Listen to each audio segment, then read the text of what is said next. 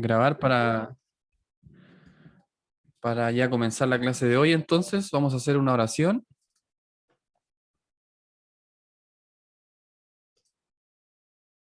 Y lo hacemos en el nombre del Señor. Padre, te damos gracias, Señor, por este momento, Dios, por esta instancia, Señor, por este tiempo que tú nos has dado, Señor, de vida, de salud. Tú nos sostienes de tu mano, Señor, y te damos gracias por ello, Señor. Te damos gracias porque no nos falta el alimento en nuestra mesa, Señor. Te damos gracias porque no nos falta techo. Tú nos has cuidado, tú nos has protegido, Señor. Nos has librado, Dios mío, de tantas cosas, Señor, de cómo está el mundo, Señor, y tú aún así nos mantienes, Señor amado, y nos perdonas, y al final también nos da salvación, Señor, que es el mejor regalo que podemos recibir. Así que estamos agradecidos de ti, Dios mío, de tu bendición, de tu misericordia. Te pedimos una bendición grande por esta clase, Señor, ya casi de las últimas que vamos a tener, Dios mío, y sabemos que tú has guiado todo este año, Señor, esta clase, y te pedimos que tú lo hagas hasta el final, Señor. Te pido una bendición grande, Dios mío, por la clase de hoy, en el nombre del Padre, Hijo y Espíritu Santo. Amén.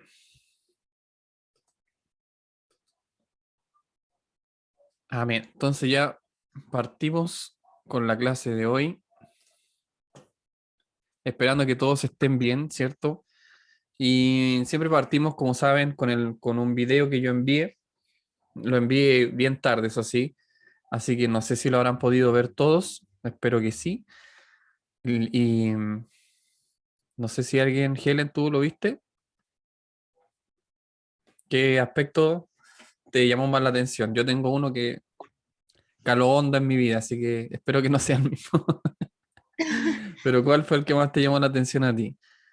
A mí lo que más me llamó la atención es que él decía que es muy importante conocer la mala noticia para valorar y entender la buena noticia. O sea, que es necesario entender nuestra condición de pecadores, que sin Jesús somos enemigos de Dios y que merecemos su ira y que somos incapaces de salvarnos a nosotros mismos. Entonces, estamos perdidos y recién cuando entendemos eso podemos entender por qué el Evangelio es una buena noticia. Y eso es lo que me llama la atención. Buenísimo. Muy, muy bien. Claro, si no sabemos el problema, obviamente que no. Era parece que la pregunta, cuando no conocemos, él dijo eso, cuando no conocemos, cuando conocemos la respuesta, ¿de qué nos sirve tener la respuesta si no sabemos la pregunta? Como parece que eso decía.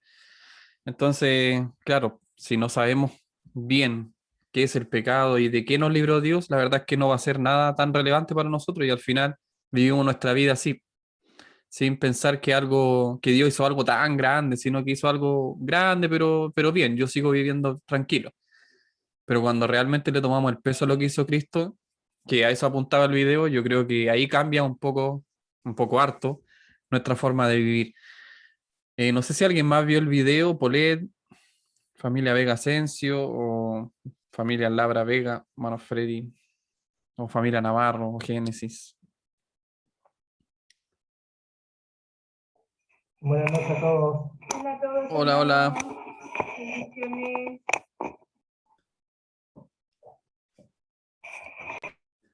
Bueno, entonces voy a partir para terminar yo. Parte de lo que decía el video, y era algo muy importante, que espero que lo sientan así ustedes también, era que, decía el predicador, cuando nos apartamos nosotros del Evangelio y priorizamos otras cosas, entonces debemos cuestionarnos si somos iglesia. Eso decía. Eso me llamó mucho la atención porque cuántas veces nosotros, y el pastor decía que él también muchas veces predicaba y hablaba y él sabía que había predicado cosas que no eran verdad o que él estaba equivocado o que no eran completas, sino que era una predicación donde a él le faltaba información, ¿cierto? No conocía todas las cosas.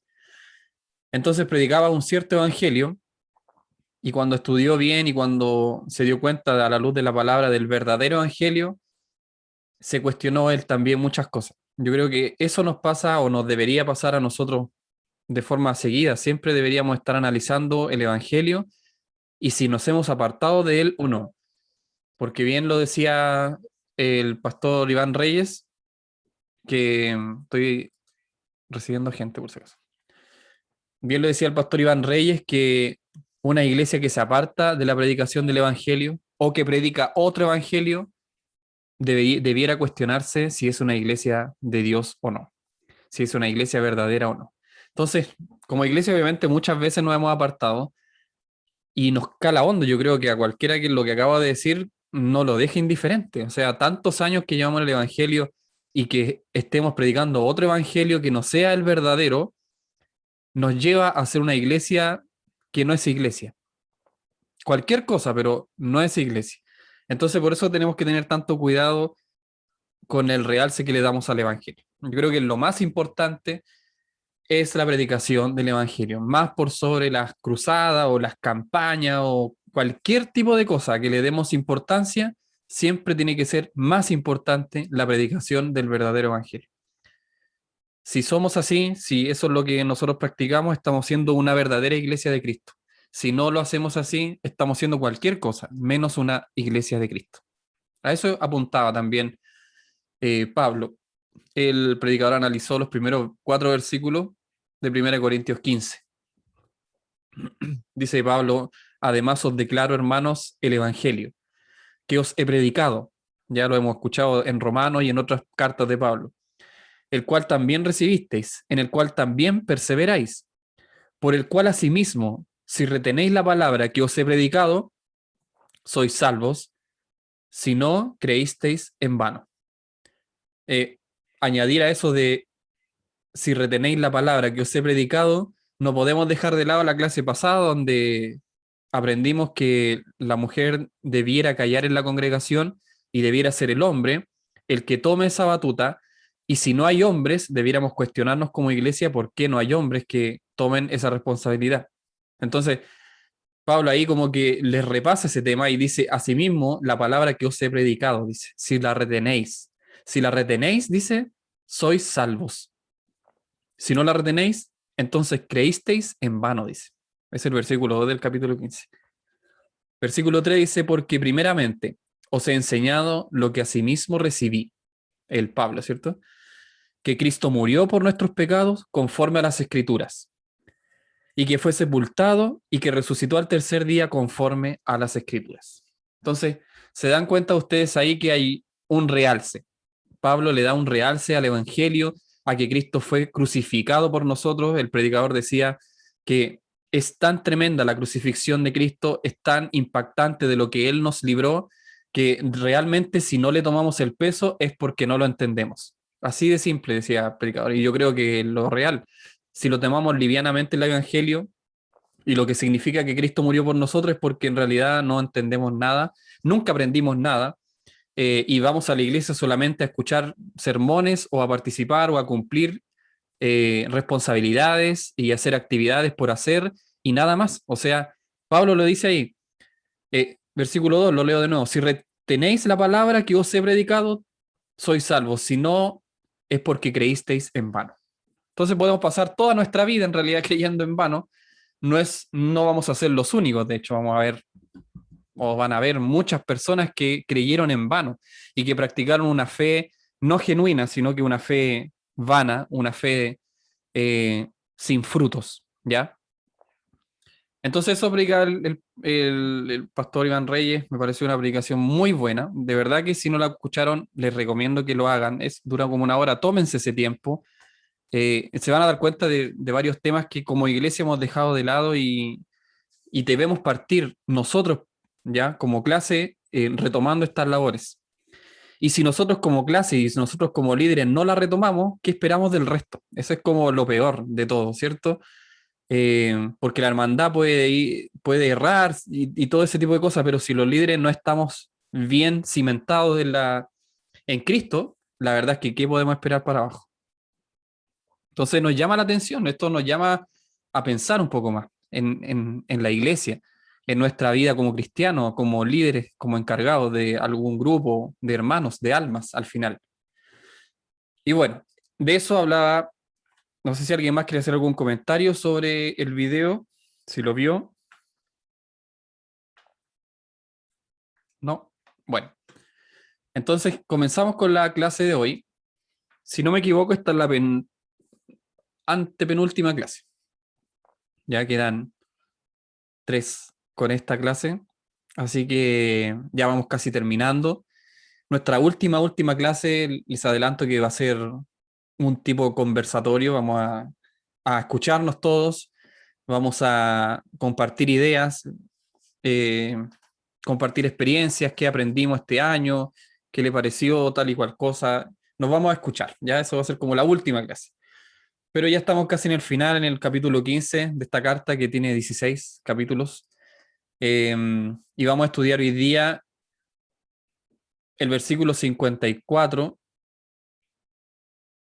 del capítulo 15 hasta el versículo 58. Eso es lo que vamos a ver hoy. 1 Corintios, capítulo 15, versículo 54.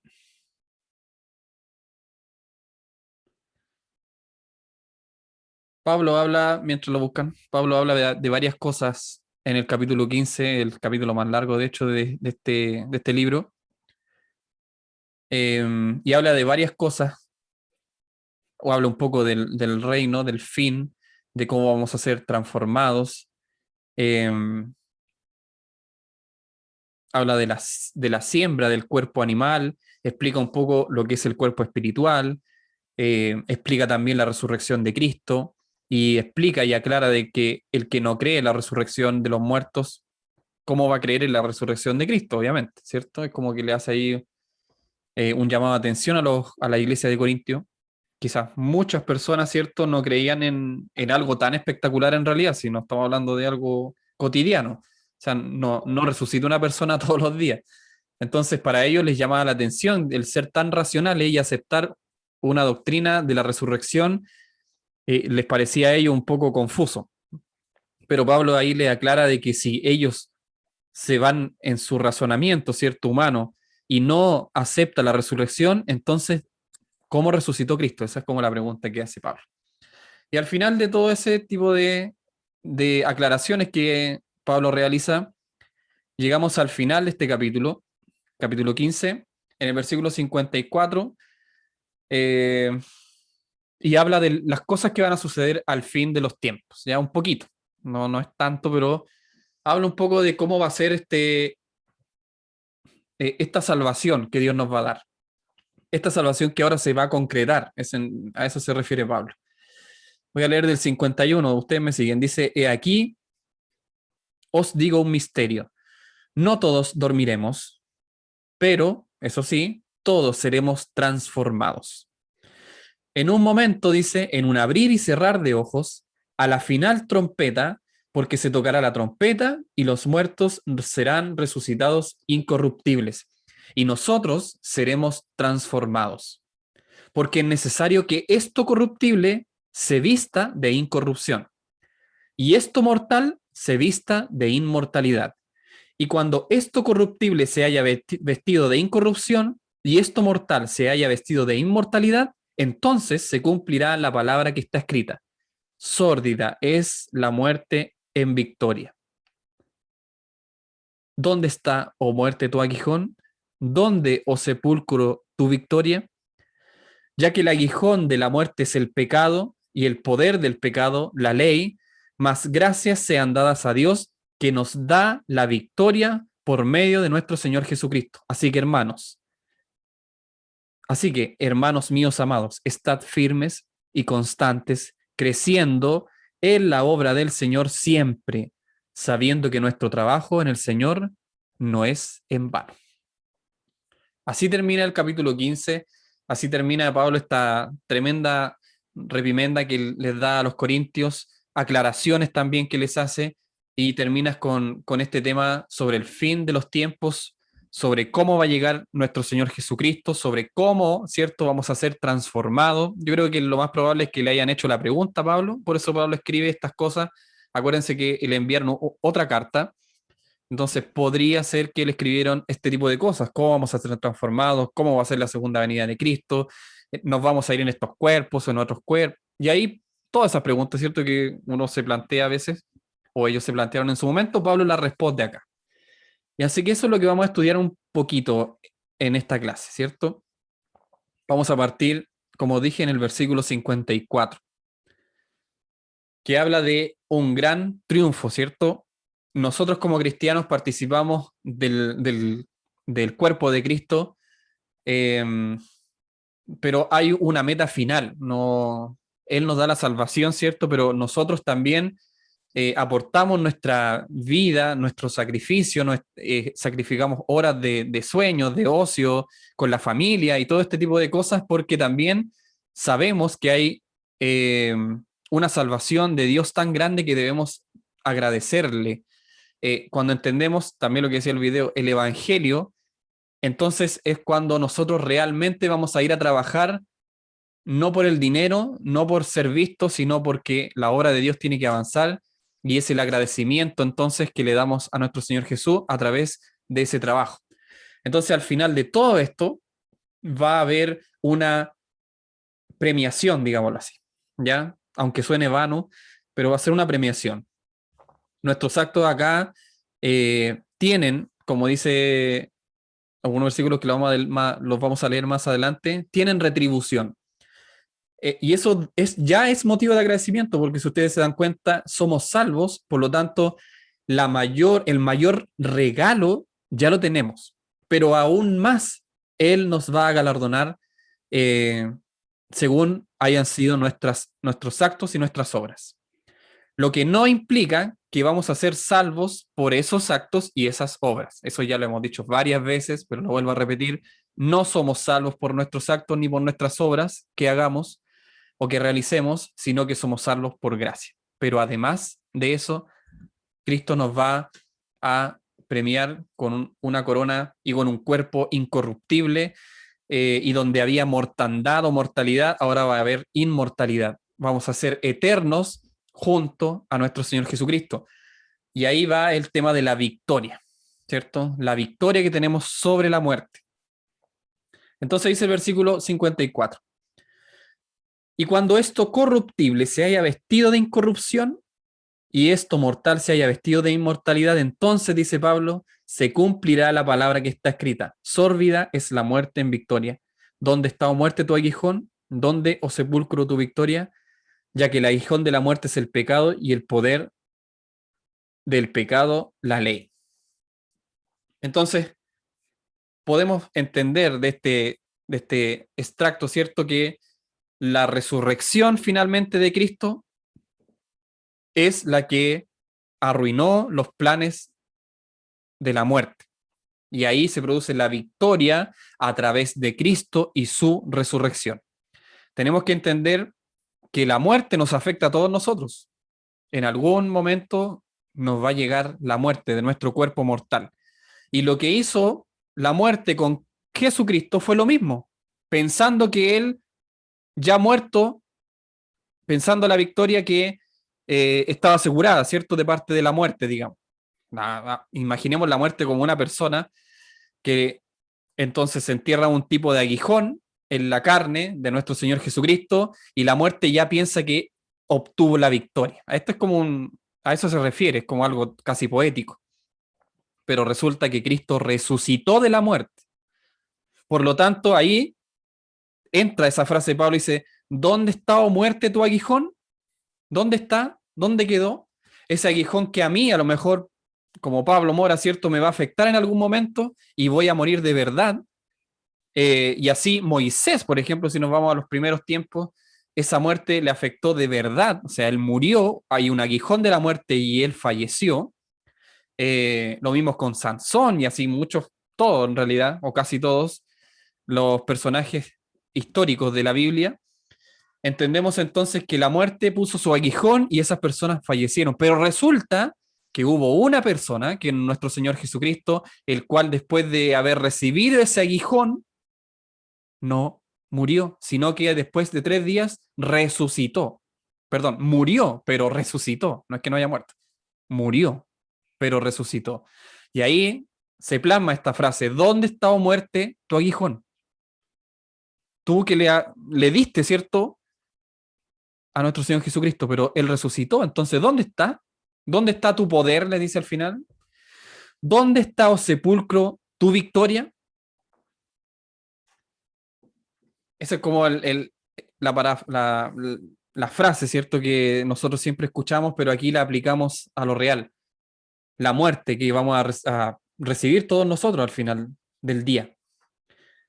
Dice Romanos 6:9, la muerte no se enseñoreará más de él. Que eso es lo que acabo de decir, es cumplido, ¿cierto? Todavía nosotros sufrimos esa muerte, aunque seamos cristianos, aunque seamos escogidos de antes de la fundación del mundo, ese aguijón de la muerte nos toca y pasamos, ¿cierto?, de estar vivos a estar muertos porque estamos en un cuerpo terrenal. Pero en Cristo, esta es la gran victoria, que la muerte ya no tiene poder sobre nosotros porque va a llegar el momento en que nuestros cuerpos serán resucitados, ¿ya? Y vamos a ser transformados en los cielos para estar siempre con el Señor. Ese es un versículo que lo vamos a leer más adelante, pero eso es. Cuando usted y yo aceptamos a Cristo, no solamente recibimos el perdón de pecado, no solamente nos da salvación, sino que la victoria sobre la muerte. Por lo tanto, ahora vamos a vivir eternamente con nuestro Señor Jesucristo. Entonces, todo esto corruptible, todo esto mortal, todo esto físico, se va a transformar en incorruptible y en inmortal. ¿Por qué? Por la sencilla razón de la muerte de nuestro Señor Jesucristo en la cruz, el cual venció la muerte y nos dio la victoria. No sé si alguien puede leer Oseas 13:14. Mano Claudio Rifo, si lo puede leer, Oseas 13:14. Y hermana Damari, usted sí puede leer Romanos 5:12. Amén. Amén, hermano Claudio. Oseas 13:14 dice, de la mano del Seol los redimiré, los libraré de la muerte. Oh muerte, yo seré tu muerte y seré tu destrucción, oh Seol. La compasión será escondida de mi vista. Amén. ¿Se dan cuenta cómo Pablo aquí parafrasea un poco eso? ¿Dónde está, oh muerte, tu aguijón? ¿Dónde, oh sepulcro, tu victoria? Ese Seol, esa muerte va a ser muerta, ¿cierto? Eso es lo que decía nuestro hermano Claudio, por este personaje que es nuestro Señor Jesucristo, al cual se le ha dado todo poder. Por lo tanto, esta metáfora, ¿cierto? El apóstol Pablo lo aplica a que la muerte deja su aguijón en Cristo, pero resulta que Cristo no se transforma en una víctima más, sino que Cristo resucita. Entonces lleva ese aguijón de la muerte con él y nosotros en él, en Cristo, no sufrimos esa muerte. ¿Se dan cuenta? Un día vamos a morir físicamente, pero va a llegar el día en la segunda venida de nuestro Señor Jesucristo en el cual seremos vivificados otra vez. Por lo tanto, ahí es como que vamos a volver a decir, bueno, ¿y dónde está, oh muerte, tu aguijón? Me mataste, yo morí, pero mira quién resucitó porque yo estaba en Cristo. ¿Dónde está tu aguijón? ¿Dónde está, sepulcro, cierto, tu victoria? Acuérdense que nosotros estamos en pecado y estamos, lamentablemente, somos una raza caída, digamos, ¿cierto? Un linaje caído. Estamos predestinados a morir todos, pero el que muere en Cristo va a resucitar. El otro pasaje, hermana Damari, Romanos 5:12. Amén. Por tanto, como el pecado entró en el mundo por un hombre y por el pecado la muerte, así la muerte pasó a todos los hombres por cuanto todos pecaron. Exacto. Entonces lo que hemos hablado es que por un hombre, que ya lo hemos dicho varias veces en otras clases, nuestro representante, Adán, pecó y murió, ¿cierto? Así como dijo la serpiente, de hecho no morirás. Bueno, era una mentira, obviamente, porque la serpiente es mentirosa, que era el diablo mismo, que es padre de la mentira. Miente, ¿cierto? Esta serpiente le dice, no morirás, no te preocupes, le dice a la mujer. Pero resulta que, así como la mujer, el hombre también come de este fruto y muere espiritualmente en ese instante. Por lo tanto, ya no es posible que Adán esté al lado de Cristo o al lado de Dios en este caso, ¿cierto? No puede ser, porque es corruptible, porque ahora es mortal. Por lo tanto, quizás no se aplicó la sentencia de muerte a Adán y a Eva en el mismo momento, pero ya tenía una fecha de caducación. Ellos ya tenían su fecha de vencimiento, digámoslo así. Ellos iban a morir, solo que no murieron en ese preciso momento, pero murieron. Entonces, así, dice Romano, así como por un hombre, que es Adán, dice, por tanto, como el pecado entró en el mundo por un hombre, y por el pecado la muerte, así la muerte pasó a todos los hombres por cuanto todos pecaron. Así que así se explica hasta este momento cómo reacciona el hombre ante la muerte. Todos pecaron, por lo tanto todos estamos muertos, de hecho, en nuestros delitos y pecados, como dice también Romano. Pero más adelante también está la otra cara, la otra parte, en donde hay un punto, hay un grupo de personas escogidas desde antes de la fundación del mundo, predestinados para salvación, en que el pecado no les afecta. Ojo con lo que estoy diciendo, el pecado no les afecta, por ende la muerte no se enseñorea de ellos. Y usted me dirá, pero ¿cómo? Si ya está bien, a lo mejor podría yo ser, cierto, predestinado para salvación, Dios, yo amo al Señor y todo, pero yo sigo pecando, o sea, pero resulta que nosotros vivimos en Cristo. Por lo tanto, ¿cómo nos ve Dios a nosotros, los que vivimos en Cristo? Como santos, ¿cierto? No porque nosotros seamos santos, y lo hemos dicho en otras clases, sino porque Él es santo. Incluso dice el Señor, sed santos porque yo soy santo. Sed santo no porque tú te hiciste santo, sino que sed santos porque yo soy santo. Entonces se dan cuenta como esto es como un juego de palabras.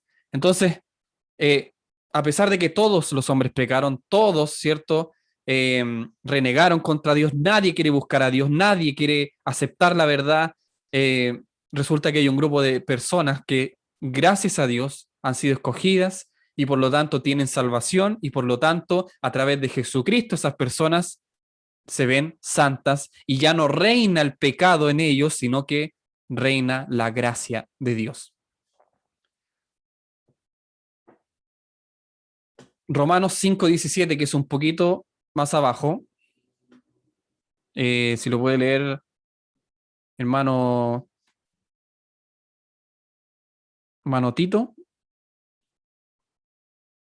Romanos 5:17. Mientras lo busca, hermano Tito, dice Primera de Juan 2:12, vuestros pecados os han sido perdonados por su nombre. ¿Se dan cuenta? Entonces ya la muerte no tiene este poder, ya el pecado no se enseñorea de nosotros, sino que hemos sido perdonados. Nuestros pecados han sido perdonados en su nombre.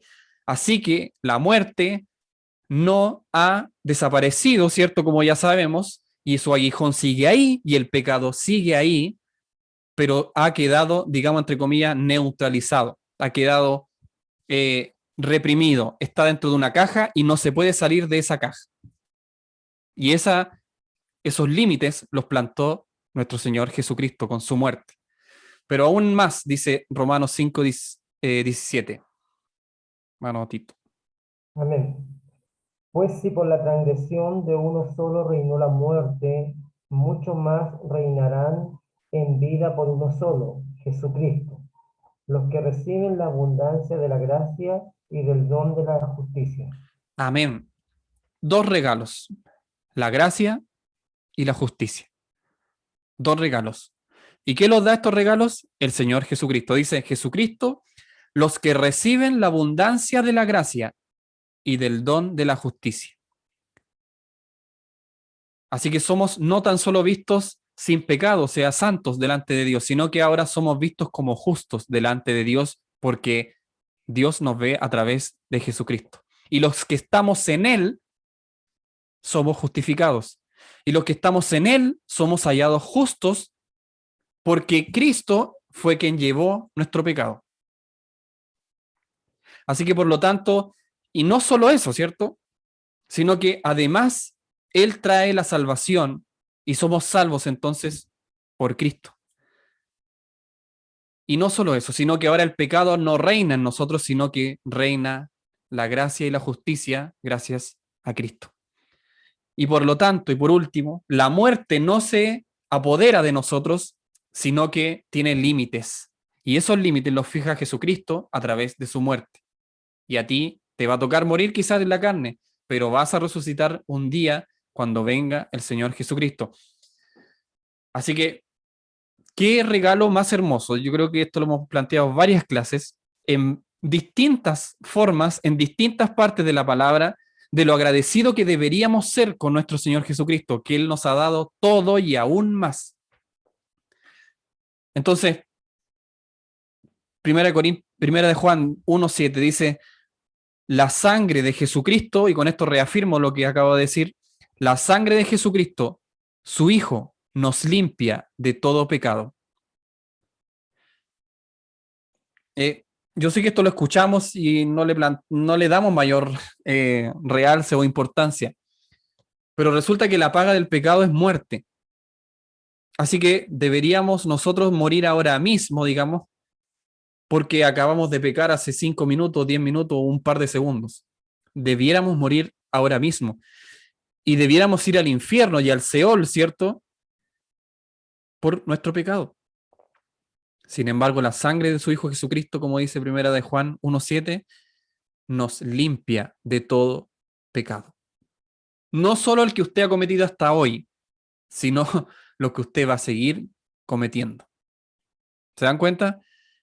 Es tremendo el alcance que tiene la salvación en nuestras vidas.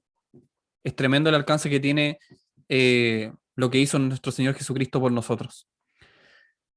Bueno, y para los que no creen, ¿qué creen ustedes que les espera?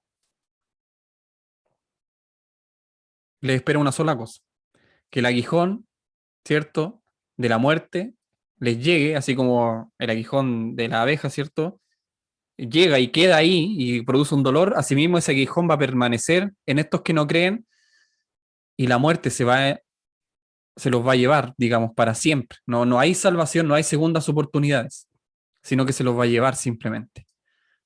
Eso es para los que no creen. Así que eso trata Pablo un poco en esto.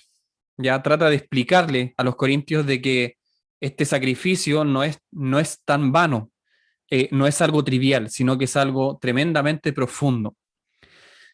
Bueno, más adelante, en el versículo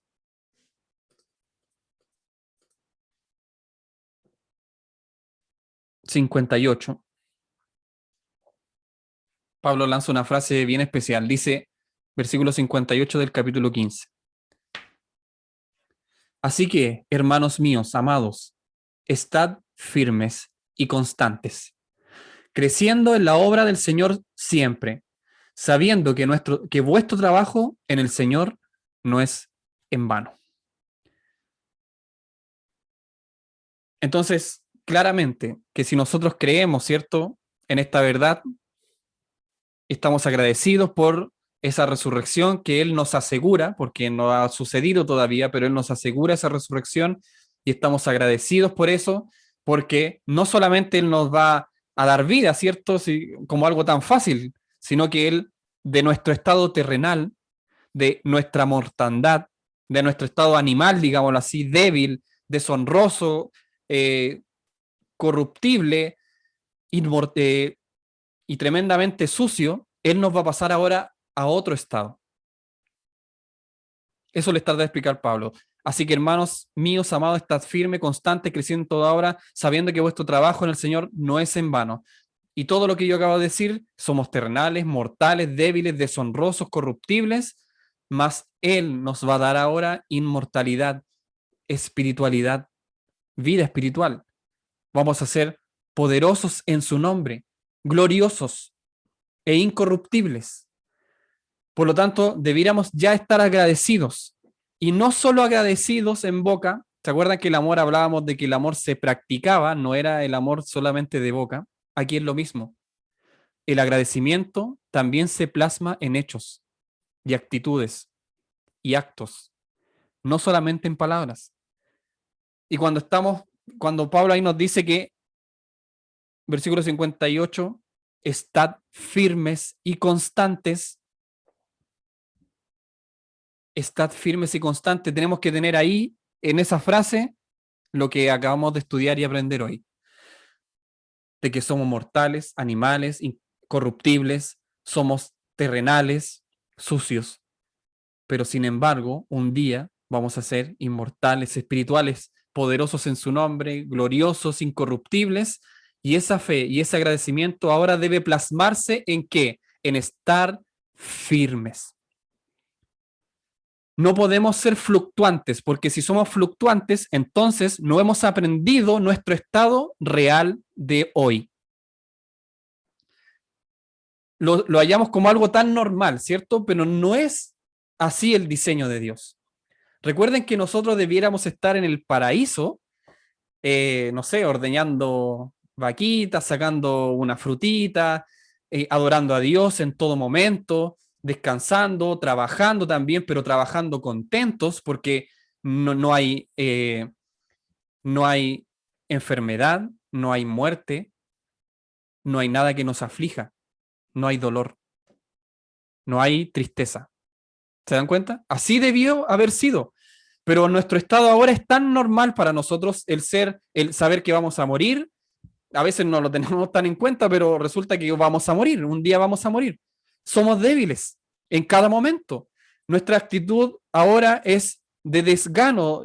Queremos siempre, ojalá, estar en ocio. Si pudiéramos dormir todo el día, lo haríamos. Es un estado terrenal, es un estado en que no anhelamos trabajar, en que no anhelamos levantarnos cada día, en que a veces no anhelamos ni siquiera ir a la iglesia, ni siquiera levantarnos a un culto, ni siquiera conectarnos por Zoom.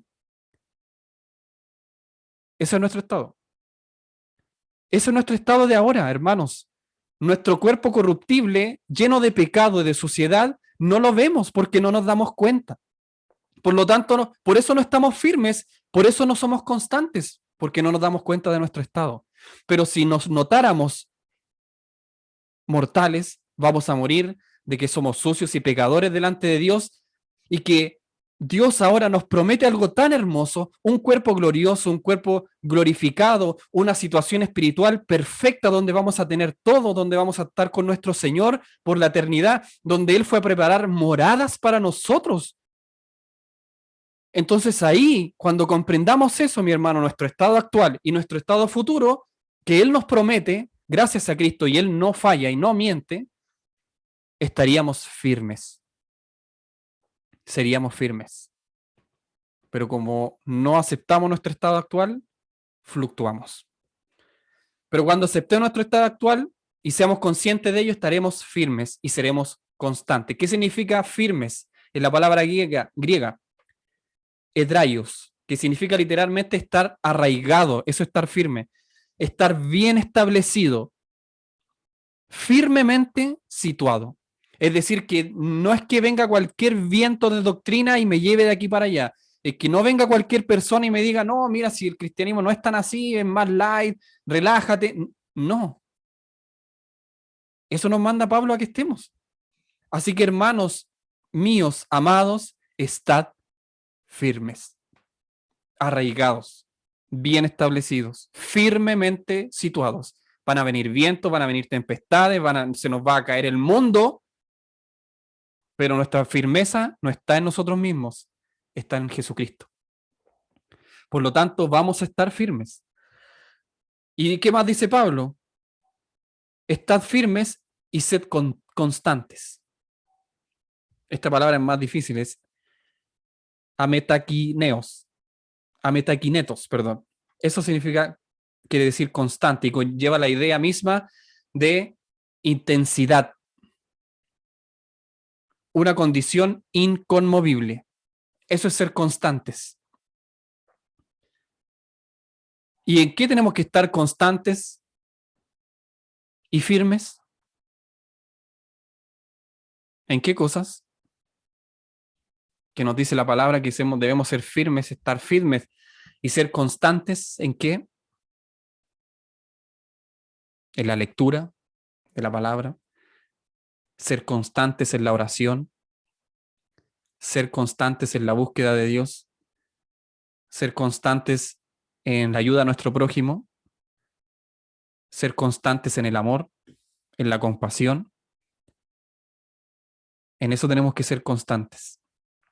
Y lleva esa idea, ¿cierto? Como le dije, de intensidad, algo que es inconmovible. Eso es ser constante. Así que, hermanos, de este pequeño pasaje podemos notar cómo Pablo, ¿cierto?, va hablando ahora a nosotros, a nuestros corazones, no solamente a la iglesia de Corintio, no solamente a estos hermanos, ¿cierto?, que así como nosotros pecaban, que cometían sacrilegio, como decía en otros textos, otros comentaristas, esta iglesia que estaba afanada en ser vistos, afanada en cosas materiales, terrenales, que son pasajeras, que a pesar de que tenían dones, ¿cierto?, tremendos dones espirituales, competían entre ellos mismos por esos dones, quién era el mejor, quién era el más fuerte, quién era el más escuchado, y sin embargo ahora les dice su estado actual de muerte. Su estado actual los golpea, ¿cierto? Y les dice, hey, ustedes son así en realidad, son mortales, son corruptibles, son pecadores, pero Cristo es el que nos promete inmortalidad, perdón de pecados, salvación. Así que estad firmes, hermanos míos, ser constantes, creciendo en la obra del Señor siempre, sabiendo que vuestro trabajo en el Señor no es en vano. Hay una frase de Gordon Clark, y se la voy a leer textual. Dice, por lo tanto, deberíamos mortificar, ¿qué cosa? Las emociones. Eso deberíamos hacer nosotros cada día. Mortificar, luchar, reprimir las emociones, que no nos dominen las emociones. Dice además, ser firmes e inconmovibles, inalterables, no erráticos, ni atolondrados, ni fácilmente desanimados. Y deberíamos multiplicar nuestras buenas obras en la seguridad de que nuestro Señor las hará fructíferas. Así deberíamos vivir, según lo que nos dice Pablo. No dejarnos guiar por nuestras emociones, porque las emociones cambian de un día para otro. Nos va bien y nuestra emoción, nuestra autoestima, ¿cierto?, está arriba, estamos contentos, nadie nos para, nadie nos detiene. Pero un día podemos estar abajo también, porque nos fueron infieles, porque nos dejaron solos. Y Pablo ahí nos recuerda, o este comentarista, no nos comportemos según nuestras emociones, sino que estad firmes, como decía Pablo, inconmovibles, inalterables, no erráticos, no atolondrados, es decir, no apurados, no esas personas que son aceleradas, ¿cierto? Y hacen algo acelerado.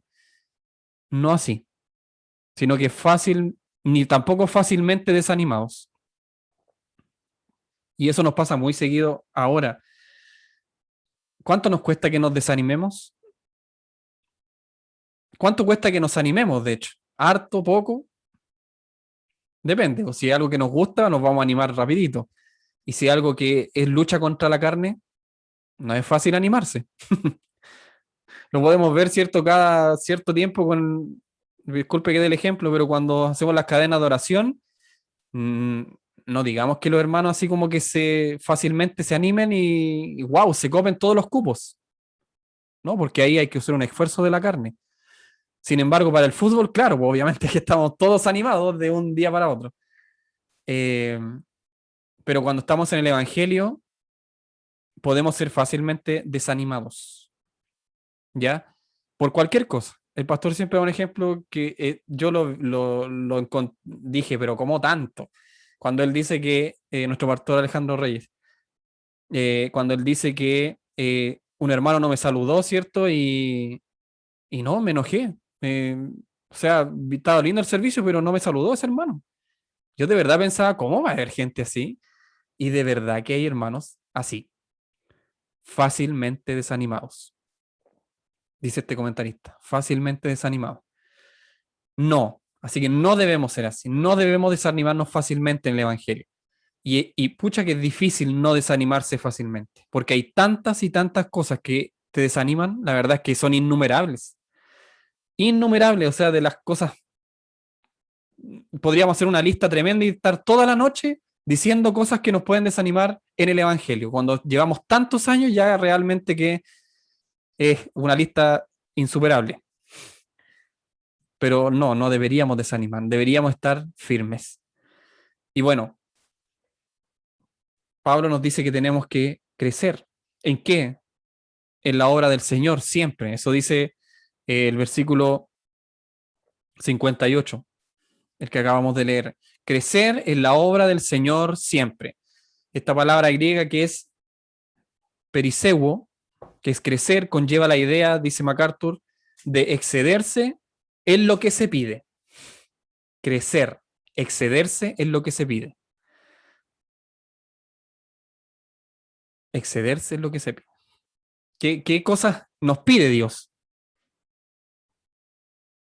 Que andemos en sus caminos. Pero eso ya conlleva una idea de crecer, porque cada día que andamos con Él, vamos creciendo y vamos excediendo de lo que se nos pide. Jesús da un ejemplo claro. Si me pides que lleve ese cargamento, ¿cierto?, en mis espaldas 1 kilómetro, dice Cristo, llévalo 2. Excederse en lo que se pide. ¿Cuántas veces debo perdonar? Y Cristo dice 77 veces 7. Pero en realidad lo que está diciendo es que debemos perdonar siempre. A eso se refiere, no es que tomemos un número y vayamos contando cuántas veces perdonamos, sino que debemos perdonar siempre. Debemos excedernos en lo que se nos pide. Eso es crecer. Eso es crecer. Cuando aprendemos algo en el culto, en el mensaje del culto, deberíamos llegar a nuestra casa, como lo dijimos en las clases pasadas, a corroborar lo que se predicó, pero también a crecer en otros libros y a leer. Eso es excederse en lo que se nos pide. Es lo que deberíamos hacer, estar en el culto, amar a nuestros hermanos, saludarlos, ¿cierto? Darle una buena nueva, una bendición, pero también llegar al hogar y estudiar un poco la palabra de Dios. Y aún así más, deberíamos tener un plan de lectura, deberíamos tener un plan de estudios, hacer más, algo que exceda a lo que se nos pide. Eso es crecer. Y Pablo dice aquí que crezcamos en la obra del Señor.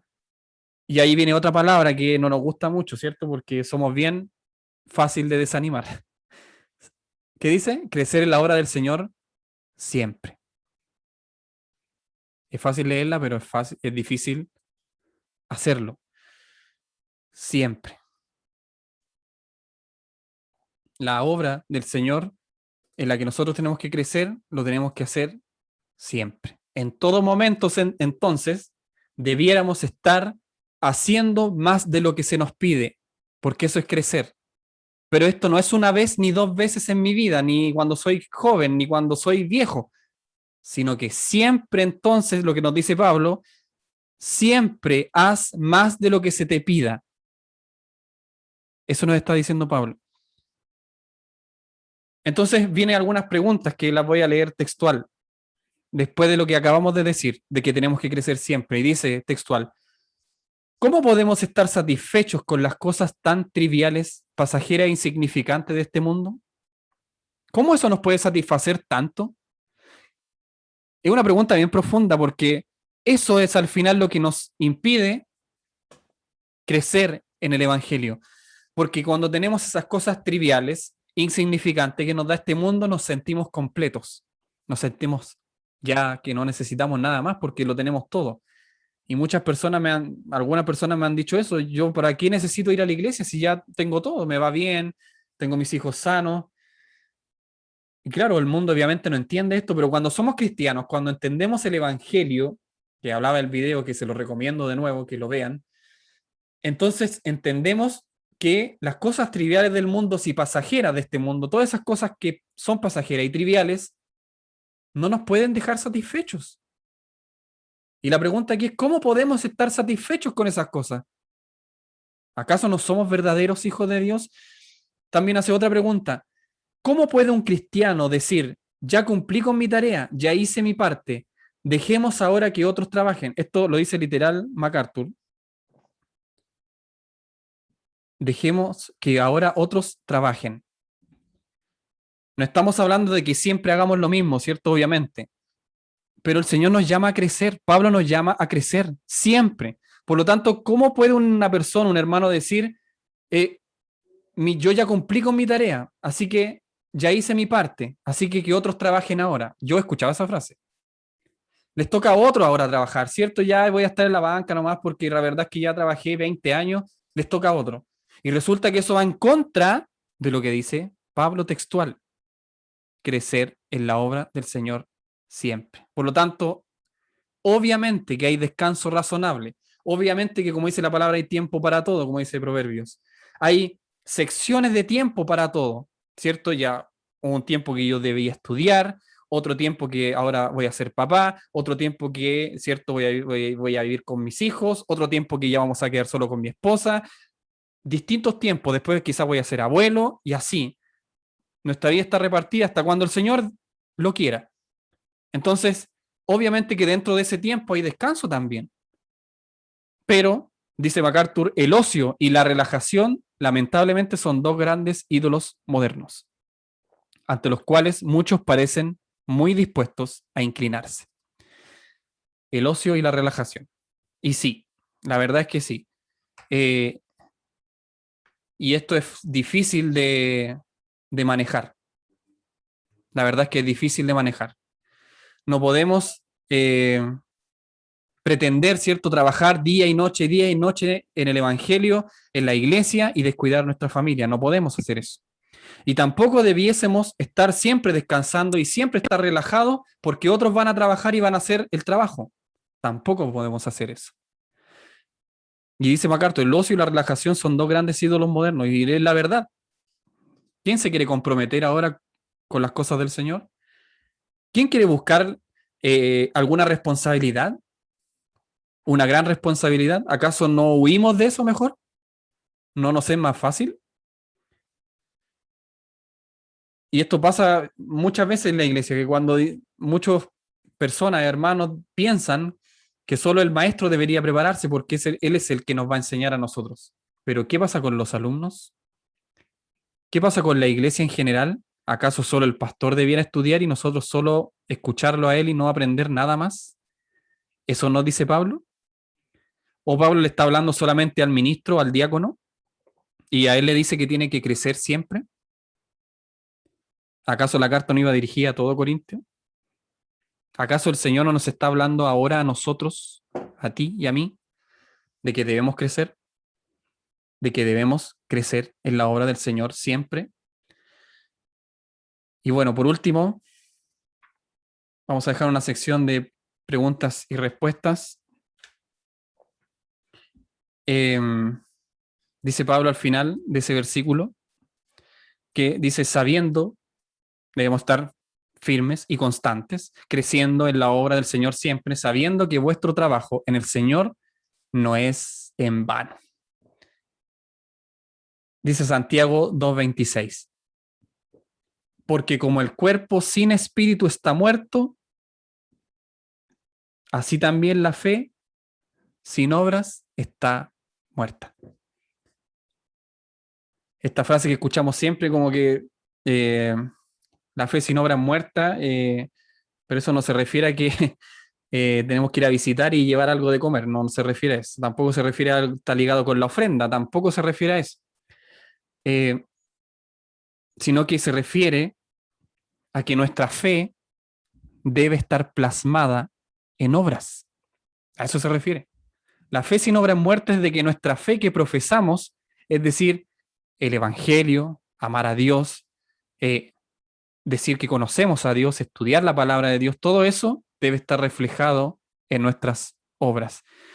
Entonces lo que Santiago dice es que sin obras, nuestra fe no sirve para nada. Está muerta.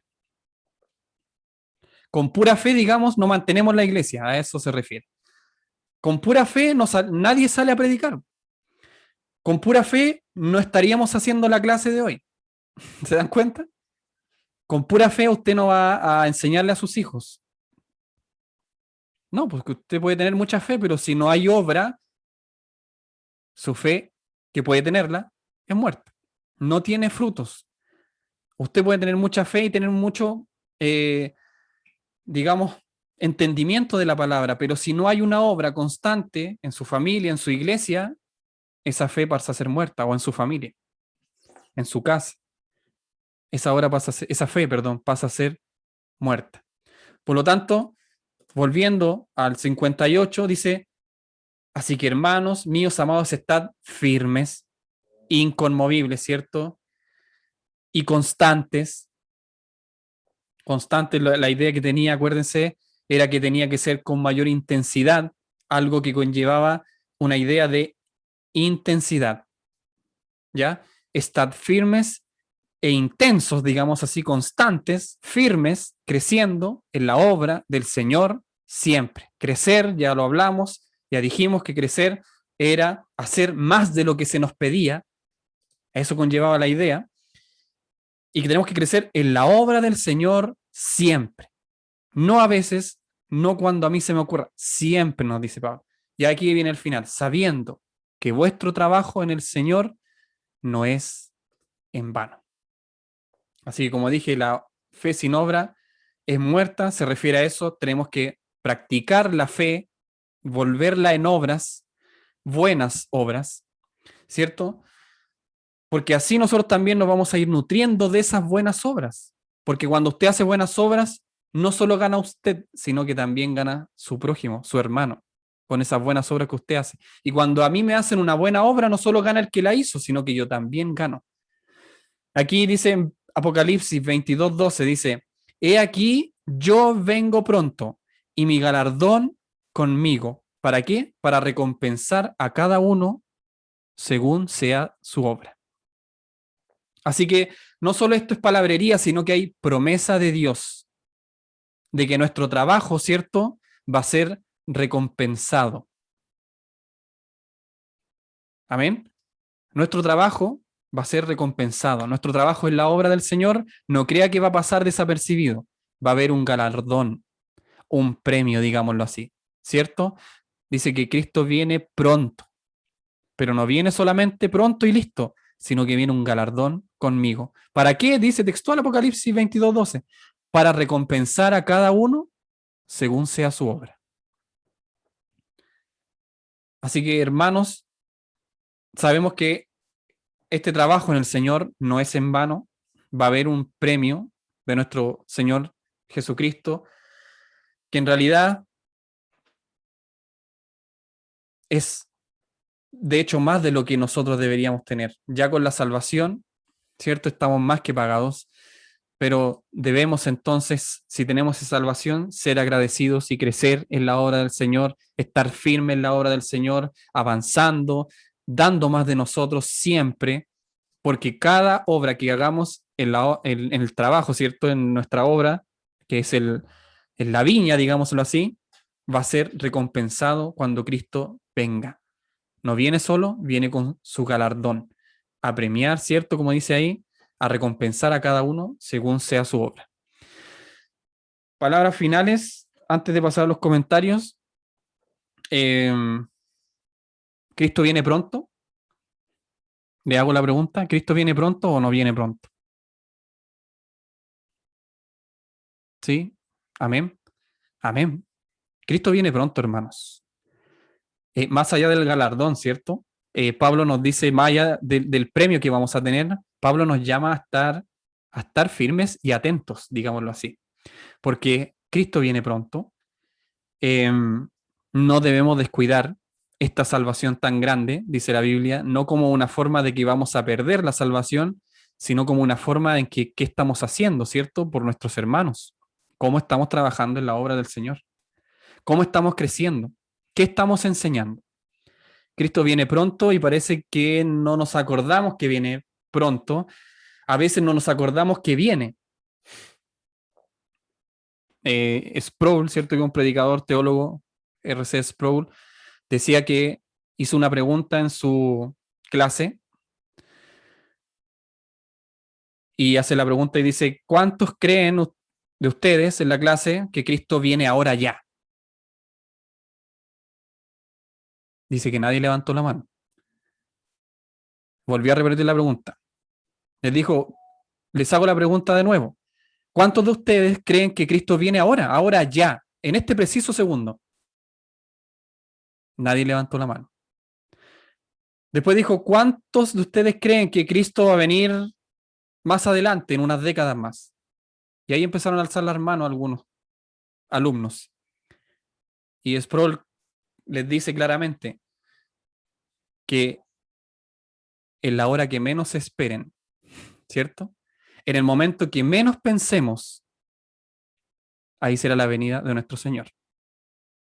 Por lo tanto, ahora como que si le hago la pregunta, sí, es como que no sé si va a venir ahora, la verdad es que puede pasar esto, hay varias teorías, no sé, algunas personas dirán, bueno, según la dice la Biblia, no, falta todavía, otros dirán, no, es que las 70 semanas de Daniel, no, otros dirán, no, es que falta todavía porque no se ha cumplido tal y tal cosa con Israel, y así empiezan a inventar cosas, pero resulta que parece que no viene todavía. Sin embargo, la palabra nos aclara y nos refleja en nuestra cara de que cuando menos lo pensemos, Él viene. Como ladrón en la noche. Qué ejemplo más claro, ¿cierto? Porque ¿quién espera a un ladrón en la noche? ¿Acaso todos nos desvelamos toda la noche porque suponemos que ahí va a venir y así estamos todas las noches porque estamos suponiendo todas las noches que esa noche va a venir y la otra noche que esa no? No, nadie está así, mis hermanos. Por lo tanto, muy buen ejemplo, ¿cierto? Que nos da la Biblia. Así como ladrón en la noche que nadie lo espera, así va a ser la venida de nuestro Señor Jesucristo. Más arriba, en este mismo capítulo 15, y con esto termino, Pablo dice que seremos transformados en un abrir y cerrar de ojos. Y así va a ser también la venida de Cristo. Así como nuestros cuerpos serán transformados en un abrir y cerrar de ojos, la venida de Cristo va a ser así. No nos vamos a dar ni cuenta, digamos. Todos lo va a ver, eso sí. Todos se van a dar cuenta de que Cristo vino. Pero va a ser de un momento a otro. Así que estad firmes también implica eso, mis hermanos. Estad firmes y creciendo en la obra y ser constante también significa estar firmes, estad firmes en que Cristo va a venir, en que va a llegar el día en que Él va a venir por nuestras vidas. No debemos dejar ese tema tan importante de lado o pensar que va a ser en muchos, muchos años más, porque Cristo viene. Y la hora, dice Jesucristo mismo, solo la sabe el Padre. Ni Él la sabe. Solo el día y la hora la sabe Dios. Así que eso, mis hermanos, con la clase de hoy. Creo que hemos tratado de evidenciar el espíritu de Pablo con esta carta en el capítulo 15, centrándonos en este final, ¿cierto? El video que mandé hablaba un poco del Evangelio y esto habla también de que debemos seguir creciendo, de que nuestras obras no son en vano, de que debemos seguir perseverando, de que debemos estar firmes, porque viene una gloria incorruptible, viene algo superior, algo que no hemos visto en nuestra tierra, ¿cierto? Algo incomparable, algo maravilloso, y es que Cristo viene y nuestros cuerpos van a ser glorificados y estaremos con Él por siempre. ¿Y acaso a eso no nos reunimos? A saber más de Él, a aprender más de Él. ¿Por qué? Porque queremos estar con Él siempre. Yo quiero estar con Él siempre. Y no fue así en mi vida siempre. Antes quizás no era así. Pero por eso lo digo en esta clase, para que si no era así y no es así en este momento, que sea así su sentir, que usted quiera estar con el Señor siempre, porque la eternidad va a ser estar con nuestro Señor hasta el fin, es decir, eternamente. Así que debemos buscarle de día y de noche, sabiendo que no sabemos cuándo Él vendrá. ¿Algún comentario final para esta clase, para ya concluir esta clase?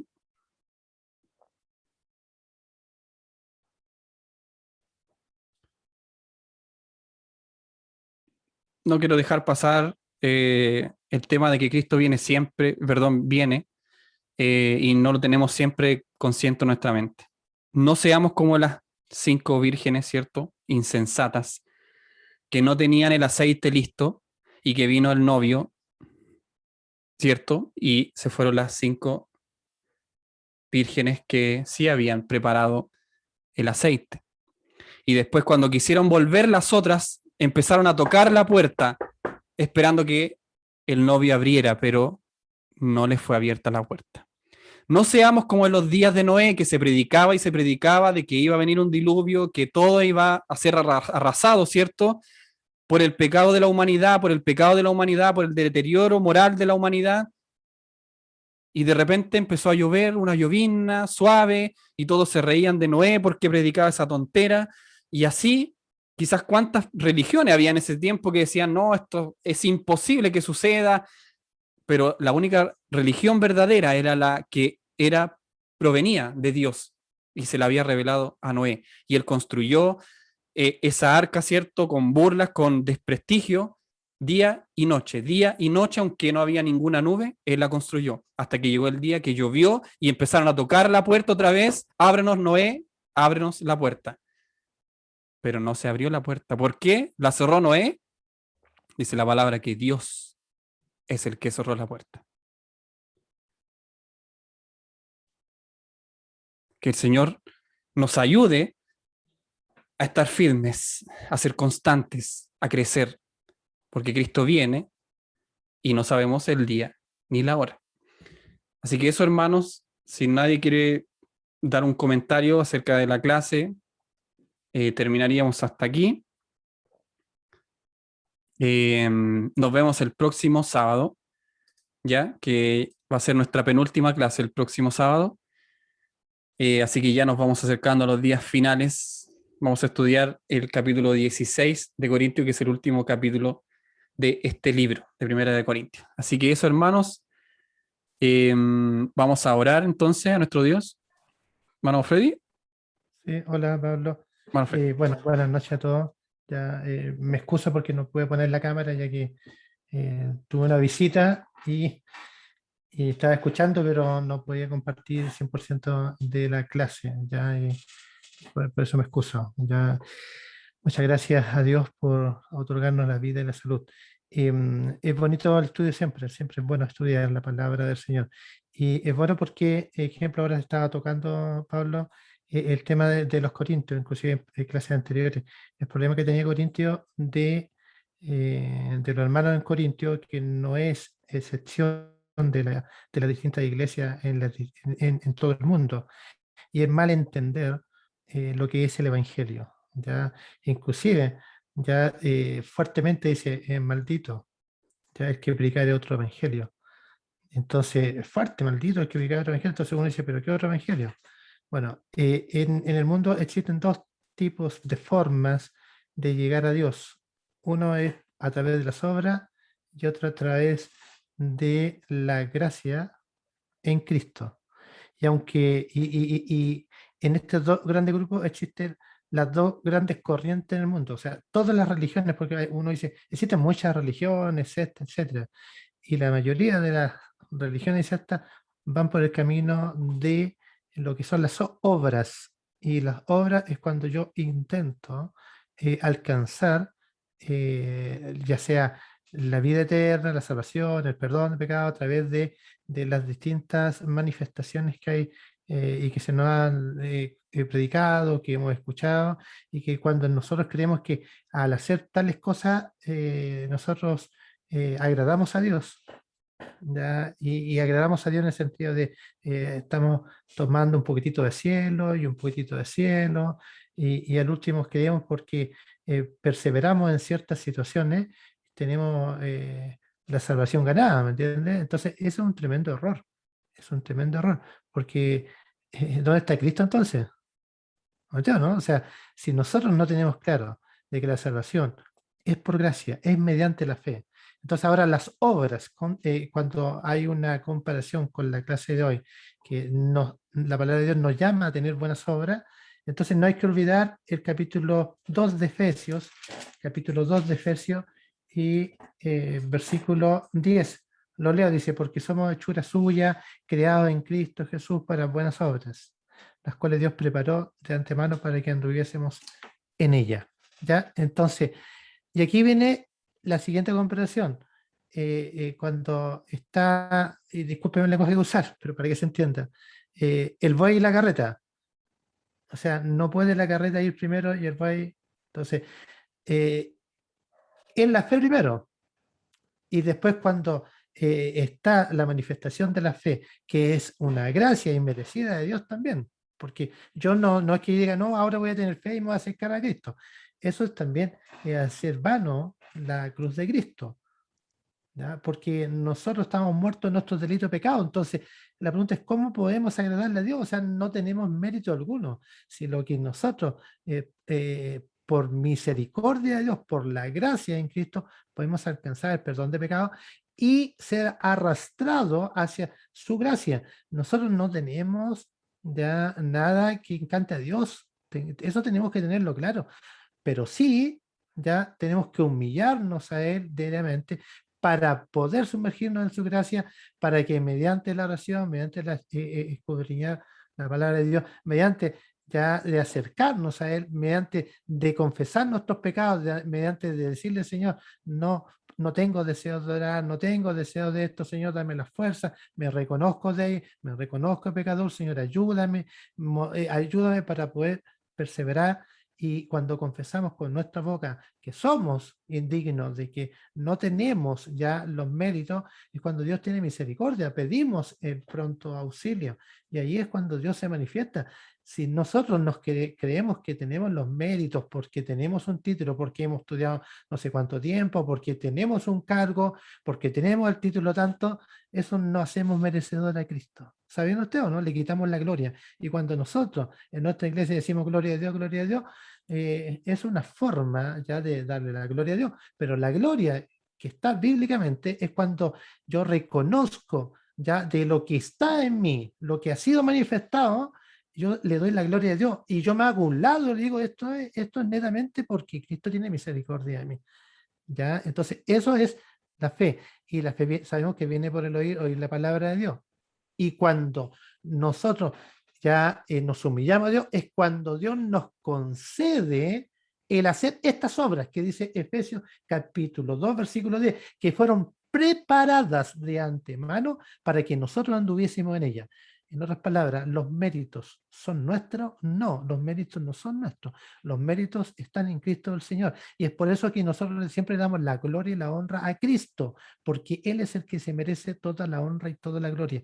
Y si nosotros queremos robarle la gloria a Cristo, somos necios, necios.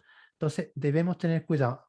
Debemos ser ricos en obras, sí, pero tenemos que tener cuidado. No nos pongamos como Corintios, que pensaban que por obras, pensaban que por los dones ya eran unos más que otros. No, no. Aquí, si hay uno que es grande, es porque Dios así le ha permitido ser cabeza, ya ser parte del cuerpo de Cristo y de tal forma de que la gloria sea manifestada en ese hermano o en esa hermana. Y esa hermana debe ser enseñada y así instruido por Dios mismo de que la gloria no se le debe robar a Cristo, hermano. Eso debemos nosotros tenerlo súper claro y no ya intentar lo contrario el intentar alcanzar, ya agradar a Dios mediante las obras. Ese es un tremendo error. ¿Ya? Cuando nos creemos más dignos porque el hermano no asiste a la iglesia o nos creemos superiores porque el hermano no hace aquello, pero sí yo lo hago, ahí estamos distorsionando lo que es el evangelio respecto a que si lo hacemos, ya, entonces si en nuestro corazón está esto que le estoy mencionando, es porque mal entendemos que lo que si nosotros se manifiesta aquello es porque Dios lo ha concedido, no es por nuestros méritos. Y cuando entendemos eso, vamos a poder tener amor por el hermano que se queda en la casa, por el hermano que lo vemos débil, y vamos a poder arrastrarlo ya a Cristo. Entonces, y la humildad va a estar en nuestros corazones, porque si no nos vamos a poner ya necios, nos vamos a poner arrogantes y queremos que nosotros, por nuestros méritos, por nuestros títulos, por nuestro bla, bla, bla, creemos que nosotros somos más que otros. No, no, esa es necedad humana. Ya la gloria es de Cristo y las obras se manifiestan ya en Él, mediante la fe, que también es revelada por Él en nuestros corazones. Por lo tanto, Amén. nosotros, hermanos, es que lo único que nos cuenta es humillarnos a Él, a través de la oración, a través de buscarle y a través de reconocer nuestras faltas, nuestros errores, ya, y poder, hermano, seguir adelante y unos a otros, ya, hermano, animándonos, unos a otros animándonos, fortaleciendo uno a otro y no menospreciándonos a lo mejor con distintas cosas que la humanidad nuestra de repente sobresale más que la espiritualidad. ¿Ya? Entonces, animarle y ese concepto, hermanos, que quede claro, es Cristo por sobre todo. Gracias, Pablo. Amén. Claramente, y como decía el hermano Freddy, es Dios el que hace todo en todos, ¿cierto? Él es todo en todos. Así que Él es el que hace todas las cosas posibles, nos da la salvación y por Él somos. Así que Él nos da todos y además nos da la salvación y nos da los medios para ser salvos y además nos da el perdón para que nosotros, ¿cierto? Vayamos ante Él humillados.